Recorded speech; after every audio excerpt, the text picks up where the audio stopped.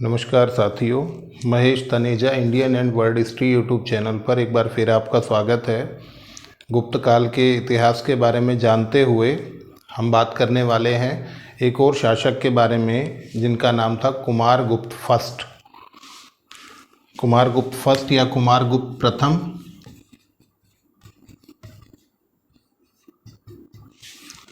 415 से 455 ईस्वी। आपको बता दें, कुमारगुप्त नाम से 3 शासकों का जिक्र हमें गुप्त काल के बारे में मिलता है और सबसे महत्वपूर्ण जो है वो कुमारगुप्त फर्स्ट है। कुमारगुप्त फर्स्ट के बारे में कुछ महत्वपूर्ण बातें यहाँ पर कर लें। सबसे पहली बात ये कि कुमारगुप्त के शैव होने की संभावना। अब तक के जितने भी शासक हमने पढ़े हैं, हालांकि वो सभी धर्मों को संरक्षण देने वाले दिखाई देते हैं। चंद्रगुप्त विक्रमादित्य पढ़े थे हमने, उससे पहले हमने समुद्रगुप्त पढ़े, रामगुप्त के बारे में बात की, चंद्रगुप्त फर्स्ट पढ़े थे, तो वो सबके बारे में बात की। तो आरंभिक शासकों के वैष्णव होने की संभावना व्यक्त की जाती है, जबकि कुमारगुप्त के शैव होने की संभावना व्यक्त की जाती है, क्योंकि इनका जो नाम है इसमें कुमार है और कुमार का अभिप्राय कार्तिकेय, और आप जानते हैं कि कार्तिकेय शिव के पुत्र थे। ठीक है, इस तरह से माना जाता है। तो कुमारगुप्त के नाम से ही इनके शैव होने की संभावना व्यक्त की जाती है और इसके प्रमाण भी हमें इस तरह से मिलते हैं कि इन्होंने गरुड़ के स्थान पर, ध्यान रखेंगे, गरुड़ के स्थान पर मयूर को राजकीय चिन्ह बनाया और मयूर प्रकार के सिक्के भी चलाए। ठीक है, अब मयूर को राजकीय चिन्ह बनाना अर्थात कार्तिकेय के वाहन को, मयूर को यहाँ पर महत्व देना, इस बात को प्रदर्शित करता है कि ये संभवतः शैव रहे होंगे। ठीक है, इसके बाद बात करें तो कुमारगुप्त फर्स्ट गुप्त काल का वो शासक है जिसके सर्वाधिक अभिलेख प्राप्त होते हैं। ध्यान रखिए, सबसे ज़्यादा अभिलेख गुप्त काल में किसके प्राप्त होते हैं? तो कुमारगुप्त फर्स्ट के प्राप्त होते हैं। सेकंड बात मैं करूं तो यहाँ पर सबसे ज़्यादा प्रकार के सिक्के, सबसे ज़्यादा प्रकार के सिक्के किसके प्राप्त हुए हैं? तो कुमारगुप्त फर्स्ट के प्राप्त हुए हैं। अब ये कोई संख्या एक फिक्स नहीं होती है, क्योंकि नई खोजें होती रहती हैं, नए नए टाइप्स मिलते रहते हैं। तो आपको ध्यान रखना, सबसे ज़्यादा प्रकार के सिक्के किसके? कुमारगुप्त फर्स्ट के। सबसे ज़्यादा अभिलेख किसके प्राप्त हुए हैं? वो भी कुमारगुप्त फर्स्ट के। और आपको यहीं पर एक और बात कह दें हम कि बंगाल के क्षेत्र तक, बंगाल के क्षेत्र तक अभिलेख किस शासक के प्राप्त हुए हैं? तो सबसे पहला शासक जिसके बंगाल के क्षेत्र तक अभिलेख प्राप्त हुए हैं वो कौन है? वो भी कुमारगुप्त है। आपको यहीं बता दें हम कि धनदेह, दामोदरपुर और वेग्राम, ये ताम्रपत्र मिले हैं इन 3 जगहों से। मुख्य रूप से धनदेह में 1, दामोदरपुर में 3 और वेग्राम में 1। इस तरह से जो दामोदरपुर का क्षेत्र है ये पुंड्रवर्धन का क्षेत्र कहलाता था उस समय, पुंड्रवर्धन। तो इन क्षेत्रों से सबसे पहले गुप्त काल में सबसे पहले बंगाल के इन क्षेत्रों से अगर ताम्रपत्र या अभिलेख किसके प्राप्त हुए हैं तो इसका आंसर भी आपका क्या होगा? कुमारगुप्त फर्स्ट होगा। इसके अलावा बात करें तो सबसे लंबा शासनकाल, सबसे लंबा शासनकाल किसका रहा?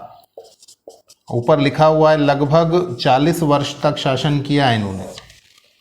ठीक है, सबसे लंबा शासनकाल भी किसका स्वीकार किया जाता है? कुमारगुप्त फर्स्ट का स्वीकार किया जाता है। तो सबसे ज़्यादा अभिलेख, सबसे ज़्यादा प्रकार के सिक्के, बंगाल के क्षेत्र तक अभिलेख सबसे पहले किसके प्राप्त हुए गुप्त काल में?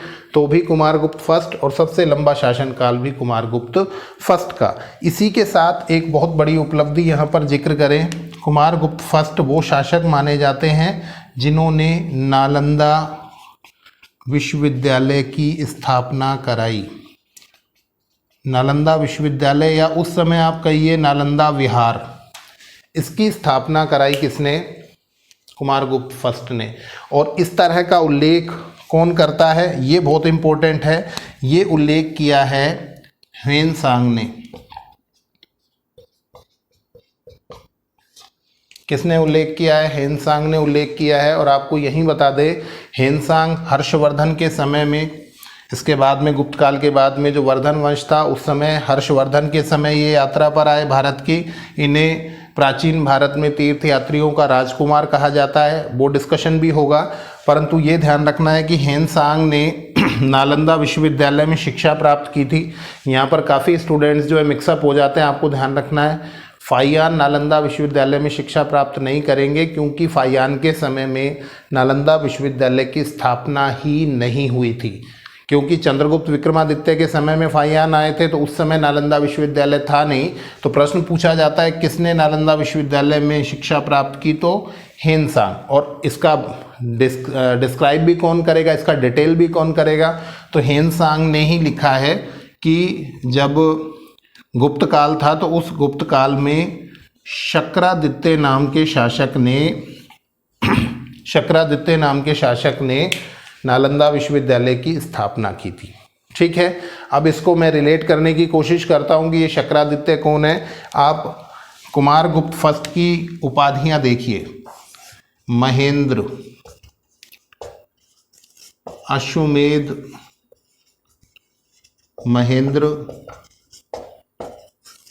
महेंद्रादित्य,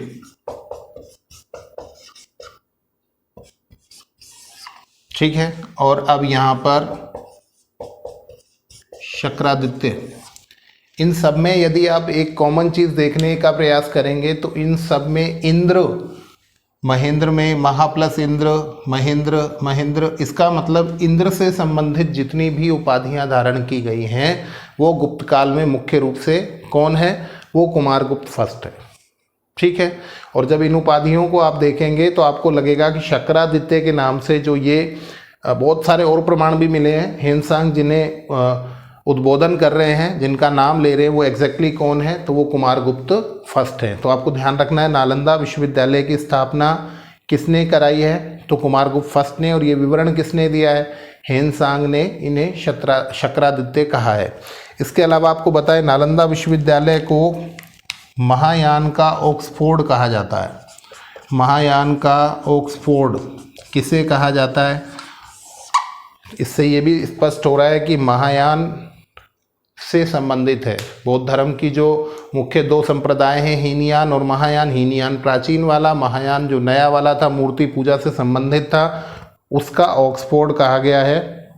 और यहाँ आपको बता दें कि हेनसांग भी महायान से संबंधित विस्तृत ज्ञान के लिए प्रसिद्ध रहे हैं, और इन्हीं के प्रभाव के कारण हमको हर्षवर्धन भी महायान संप्रदाय का संरक्षण करते हुए दिखाई देते हैं। तो ये सारी की सारी बातचीत आपको फर्स्ट राउंड क्लियर कर लेना है कि ये सारी बातचीत किसके बारे में है, कुमारगुप्त फर्स्ट के बारे में। कभी कभी पूछ लेता है कुमारगुप्त फर्स्ट की माता का नाम क्या था, तो आपको याद होगा चंद्रगुप्त सेकंड तो इनके पिता, और माता कौन, तो ध्रुव देवी।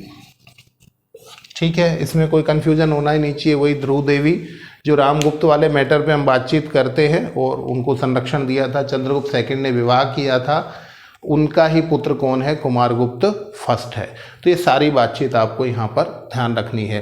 अब इस बातचीत में एक दो तथ्य जो और निकल कर आ गए उनको भी डिस्कस कर लेते हैं। यहाँ पर देखिए, यहाँ आपको इन उपाधियों के अंदर अश्वमेध महेंद्र लिखा हुआ मिलता है। अश्वमेध महेंद्र का मतलब क्या है, इसका मतलब ये है कि कुमारगुप्त फर्स्ट गुप्त काल का दूसरा वो शासक है जिसने अश्वमेध यज्ञ कराया था। देखिए, समुद्रगुप्त की दो विशेषताओं को यहाँ मैं कॉमन कर देता हूँ। एक तो समुद्रगुप्त ने अश्वमेध यज्ञ कराया, इस बात को कॉपी करते हैं कौन, कुमारगुप्त फर्स्ट। और दूसरा वीणा प्रकार के सिक्के, ये वीणा प्रकार के सिक्के वीणा वादन से संबंधित कौन माना जाता है, तो वो भी कौन माना जाता है, कुमारगुप्त फर्स्ट माने जाते हैं। ठीक है, और बहुत सारे स्टूडेंट इस चीज़ में बहुत मिक्सअप होते हैं, किसने राजधानी बदली, किसने। तो मैं एक छोटे से क्लू से आपकी बातचीत को, आपके इस कन्फ्यूज़न को दूर कर देता हूँ। देखिए, गुप्त काल के 4 शासकों को मैं लिख रहा हूँ क्रम से, कौन कौन से। पहले मैं लिख रहा हूँ समुद्रगुप्त को, समुद्रगुप्त के बाद कौन आए, समुद्रगुप्त के बाद रामगुप्त आए जिसका कोई विशेष महत्व नहीं था, चंद्रगुप्त सेकंड आए, इसके बाद कुमारगुप्त फर्स्ट आए और उसके बाद आएंगे स्कंदगुप्त। ठीक है, ये 4 प्रमुख शासक आपने देखे गुप्त काल के, क्रम से हैं ये। तो जो अश्वमेध यज्ञ कराएगा, ये अश्वमेध यज्ञ कराएंगे तो ये राजधानी परिवर्तन नहीं करेंगे। ठीक है, और जो फर्स्ट करेगा वो थर्ड करेगा, मतलब ये भी क्या करेंगे, अश्वमेध यज्ञ कराएंगे तो ये भी राजधानी परिवर्तन नहीं करेंगे। राजधानी परिवर्तन कौन करेगा, जो सेकंड एंड फोर्थ हैं, मतलब यहाँ पर कौन, चंद्रगुप्त सेकंड जिन्होंने अपनी दूसरी राजधानी उज्जैन को बनाया, और स्कंदगुप्त जो आएंगे वो अयोध्या को अपनी राजधानी बनाएंगे।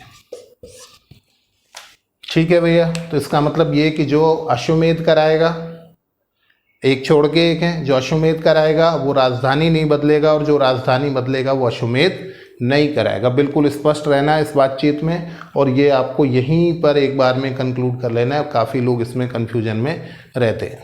ठीक है, चलिए अब कुमारगुप्त की बातचीत को हम आगे बढ़ा देते हैं, और आगे बढ़ाकर हम देख लेते हैं इनके सिक्कों और अभिलेखों के बारे में। सबसे पहले बात करते हैं इनके अभिलेख। देखिए मुख्य रूप से अभिलेख कौन कौन से हैं इनके।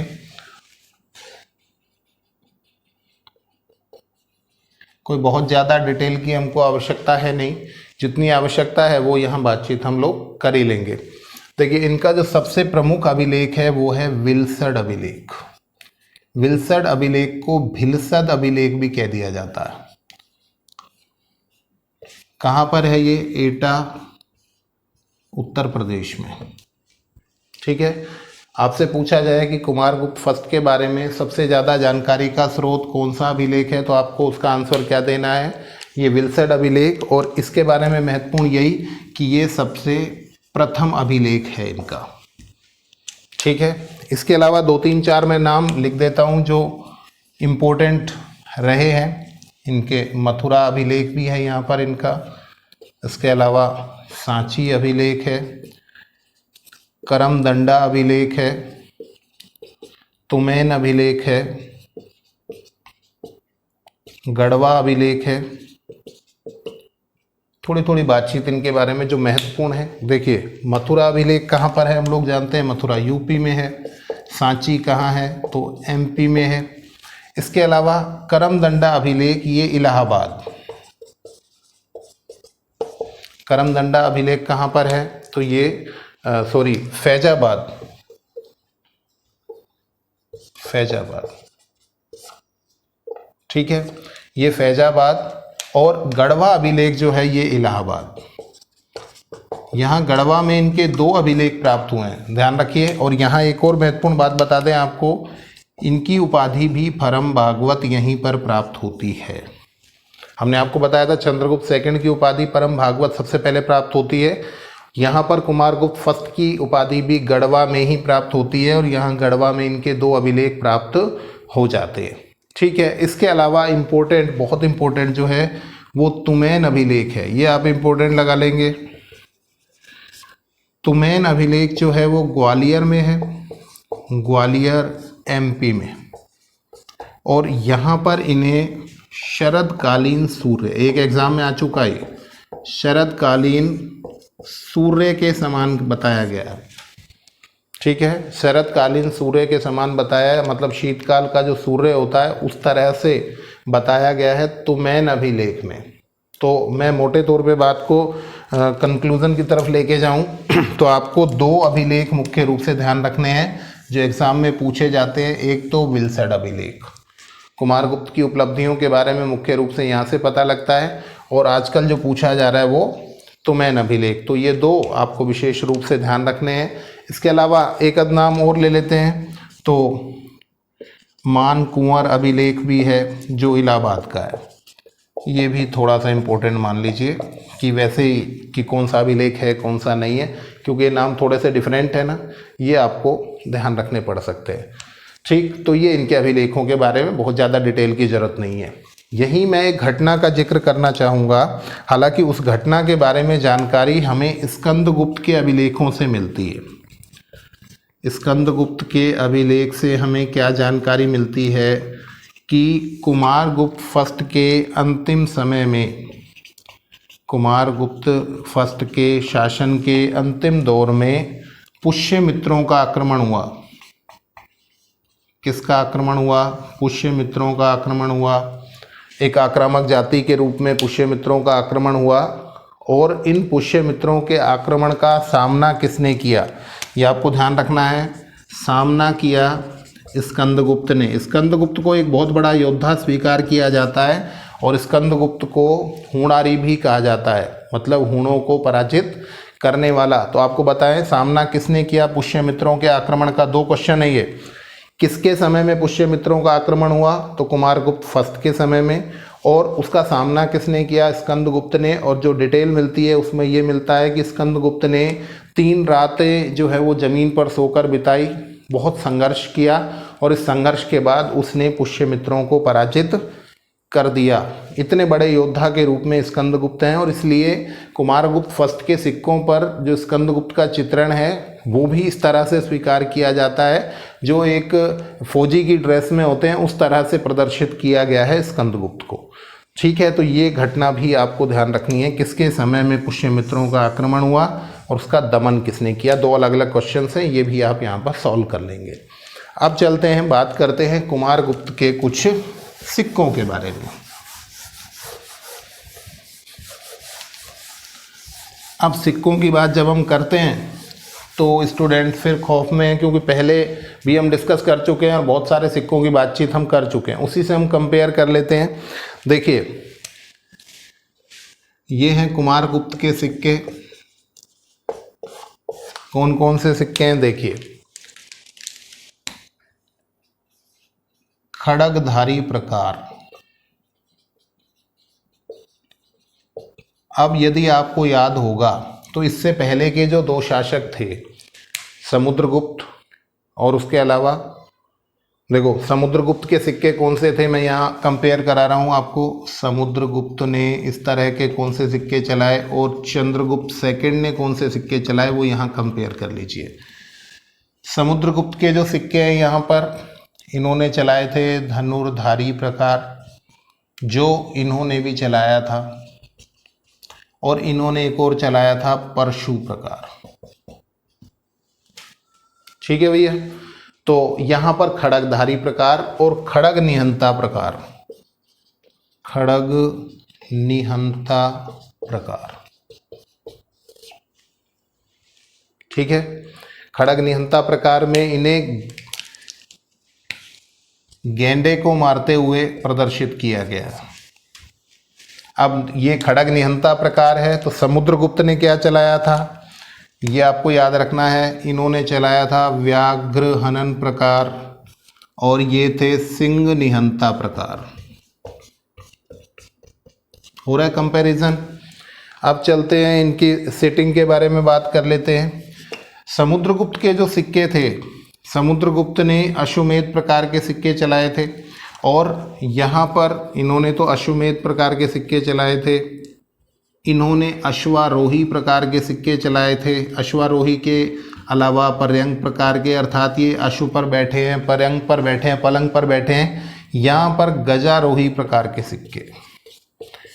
थोड़ा सा अगर आप इसको निष्कर्ष की तरफ लेकर जाने की कोशिश करेंगे तो देखिए, मैं आपको इसको सरल करने की कोशिश करता हूँ।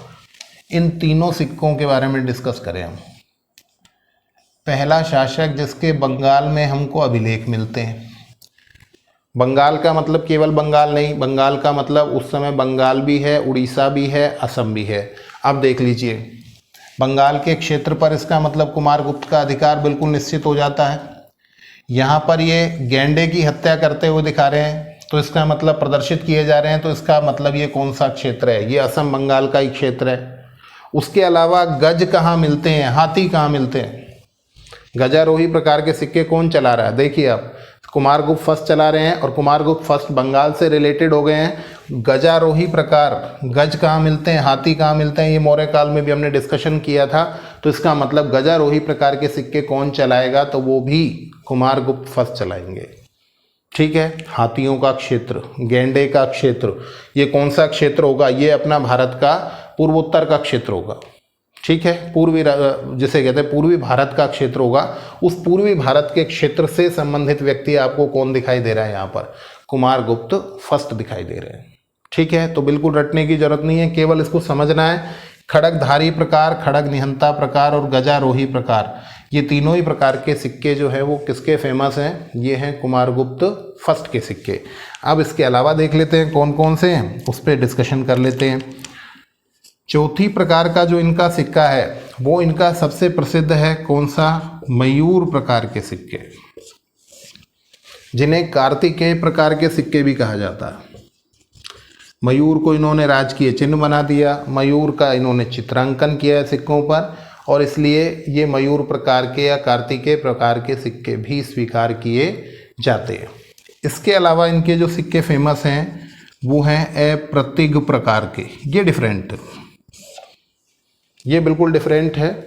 अप्रतिग का मतलब यहाँ पर क्या है कि क्रोध के कारण नजरें ऊपर किए हुए शासक का यहाँ पर चित्रांकन है, और इस शासक के चित्रांकन के साथ, शासक का मतलब कौन है, यहाँ पर कुमारगुप्त का चित्रांकन है, कुमारगुप्त के साथ ही इनकी पत्नी का, रानी का चित्रांकन है, और रानी के साथ ही स्कंदगुप्त का भी चित्रांकन है। आपको ध्यान रखना है, एक ही फ्रेम में पिता, माता और पुत्र मतलब भावी जो उत्तराधिकारी हैं स्कंदगुप्त, उनका भी चित्रांकन हमें प्राप्त होता है। कौन से प्रकार के सिक्के में, अप्रतीक प्रकार के, जिसमें क्रोध में नजरें ऊपर किए हुए कुमारगुप्त का चित्रण हमें देखने को मिल जाता है। और छठे प्रकार के सिक्के जो हैं उसके बारे में ज़्यादा बात करने की हमको ज़रूरत नहीं है, वीणा प्रकार के सिक्के। आपको बता दिया गया है कि समुद्रगुप्त में और कुमारगुप्त फर्स्ट में समानताएं हैं। समुद्रगुप्त ने अश्वमेध यज्ञ कराया था, इन्होंने भी कराया है। समुद्रगुप्त वीणा बजाते हुए प्रदर्शित हैं, ये भी प्रदर्शित है, ठीक है। तो आपको कुल मिलाकर यही समझ में आएगा कि ये तो बड़ा आसानी से ही कि इन्होंने गंगा घाटी के क्षेत्र में, या यूं कहिए कि बंगाल के क्षेत्र में अपने आप को स्थापित किया है। इसके प्रमाण आपको बता दिए, ताम्रपत्र मिले हैं दामोदरपुर से, वेग्राम से, धनदेह से, ये सारे के सारे प्रमाण वहाँ से मिलते हैं, ठीक है। और इसके अलावा यहाँ पर आप देख लीजिए, मयूर प्रकार के बहुत फेमस हैं, अप्रतिग प्रकार के और वीणा प्रकार के, तो ये वाला ज़्यादा इम्पोर्टेंट है, आप देख लीजिएगा। ये सारे प्रकार के सिक्के फेमस हैं। ये सारे सिक्के किसने चलाए, ये चलाए कुमारगुप्त फर्स्ट ने। आपको एक बात और भी ध्यान रखनी है कि बंगाल के क्षेत्र में इन्होंने जो सिक्के, ताम्रपत्र जो चलाए थे, ताम्रपत्र जो जारी किए थे, सॉरी अभिलेख जो जारी किए, वहाँ पर एक राज्यपाल का नाम मिलता है, मैं वैसे फैक्ट के तौर पर ही बता रहा हूँ, चिरादत्त। उस राज्यपाल का नाम भी एग्ज़ाम में एक बार पूछा जा चुका है, तो आपको इसका भी ध्यान रखना, ठीक है। तो अब कुमारगुप्त के बारे में हमने क्या बातचीत की। कुमारगुप्त ऐसे शासक हैं जो स्कंदगुप्त की से पूर्ववर्ती है। उनके समय में विदेशी आक्रमणों की शुरुआत हमको देखने को मिल जाती है। उसके अलावा कुमारगुप्त फर्स्ट जो है वो धर्म सहिष्णु व्यक्ति दिखाई देते हैं, शैव हैं, परम भागवत की उपाधि भी धारण करते हैं, इसका मतलब वैष्णव के भी नज़दीक है। और बौद्ध धर्म के लिए इन्होंने, बौद्ध धर्म के भिक्षुओं के लिए, विद्यार्थियों के लिए नालंदा विहार या नालंदा विश्वविद्यालय की स्थापना भी कराई है। सबसे ज़्यादा प्रकार के अभिलेख, सबसे ज़्यादा प्रकार के सिक्के इनके हमें देखने को मिल जाते हैं।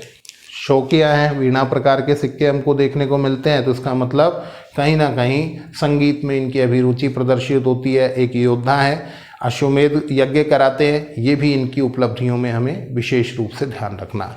तो ये सारी की सारी बातचीत आपको यहाँ पर समेट लेनी है, और कुमारगुप्त फर्स्ट के बारे में हमें ये सारी चीज़ें जान लेनी है, ठीक है।